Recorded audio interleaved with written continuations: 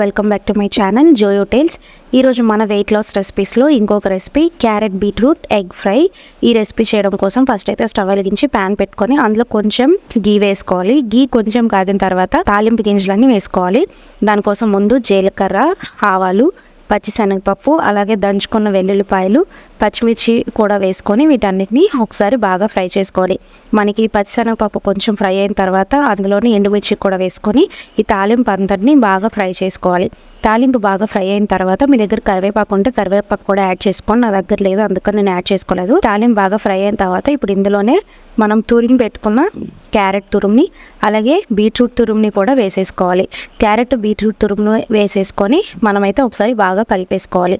ఈ క్యారెట్ బీట్రూట్లోంచి పచ్చివాసన పోయేంత వరకు మనమైతే ఒక 2 minutes వీటన్నిటిని తాలింపుతో బాగా మిక్స్ చేసుకోవాలి. వీటన్నిటిని బాగా మిక్స్ చేసుకున్న తర్వాత ఇప్పుడు అందులోనే మనం టేస్ట్కి సరిపడంత సాల్ట్ వేసుకోవాలి. అలాగే అందులోనే పసుపు కూడా వేసుకొని వీటన్నిటిని ఒక 2 minutes అయితే బాగా ఫ్రై చేసుకోవాలి. మనకి కర్రీ కుక్ చేయడానికి ఎక్కువ టైం ఏం పట్టదండి. మనం క్యారెట్ని బీట్రూట్ని తురిమి పెట్టుకున్నాం కాబట్టి తొందరగా మనకి ఫ్రై అయిపోతుంది. ఇలా కలిపి పెట్టుకున్న తర్వాత అందులోనే మన స్పైస్ లెవెల్కి తగినంత కారము, అలాగే ధనియాల పొడి, జీలకర్ర పొడి వేసుకొని ఈ మసాలాలన్నింటినీ ఒకసారి బాగా కలిపేసుకోవాలి. మసాలాలన్నింటినీ బాగా కలుపుకున్న తర్వాత ఇప్పుడు అందులోనే మనం ఎగ్స్ని అయితే బీట్ చేసి వేసుకోవాలి.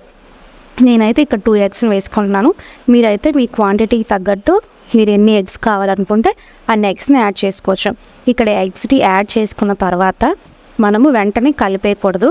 సో ఎగ్స్ని యాడ్ చేసుకున్న వెంటనే మనం దాని మీద కొంచెం సాల్ట్ అలాగే పెప్పర్ పౌడర్ అయితే స్ప్రింకిల్ చేసుకోవాలి. ఎందుకంటే ఎగ్స్కి ఉప్పు కొంచెం స్పైస్ మనకి తెలియాలంటే దాని మీద కొంచెం అయితే ఎగ్స్ మీద మనము స్ప్రింకిల్ చేసుకోవాలి.